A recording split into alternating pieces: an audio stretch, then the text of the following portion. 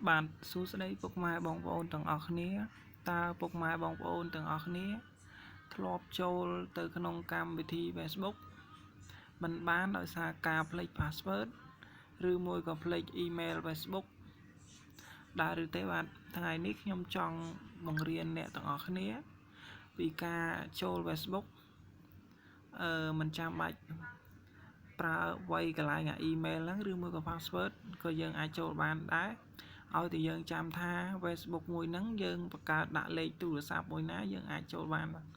នេះយើងចុចពីក្រោមអក្សរ login ហ្នឹងមកបាទនេះពេលនេះវាចេញមកហើយemail ឬមួយក៏ phone ឬមួយក៏ទូរស័ព្ទបាទឧទាហរណ៍ថា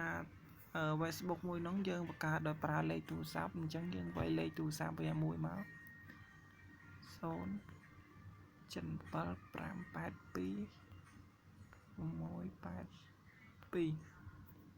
បាទយើងចុចអក្សរ Q ខាងក្រោមមកនេះបាទនេះយើងចុចយកអក្សរ Q ខាងក្រោមមួយទៀតមកដើម្បីឲ្យវាផ្ញើសារមកឲ្យយើង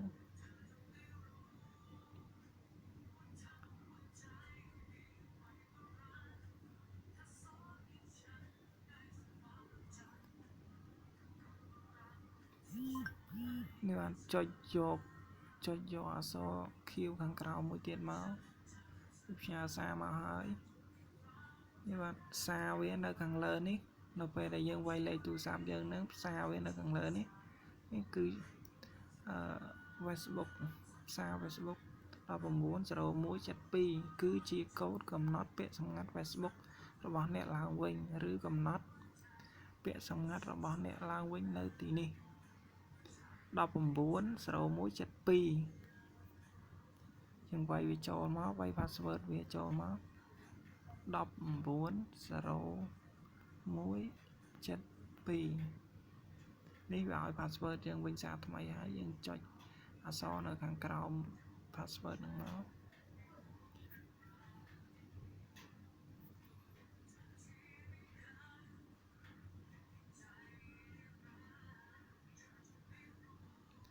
បាទនៅពេលនេះវាឲ្យយើងចូលវិញហើយយើងចុច OK មក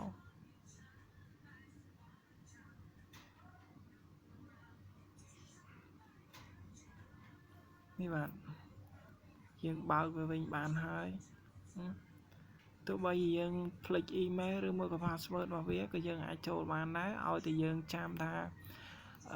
Facebook មួយហ្នឹងយើងបង្កើតដោយប្រើលេខទូរស័ព្ទមួយណាឬក៏យើងបង្កើតដោយប្រើ email មួយណាអញ្ចឹងណាបាទនេះយើងលេងបានធម្មតាវិញ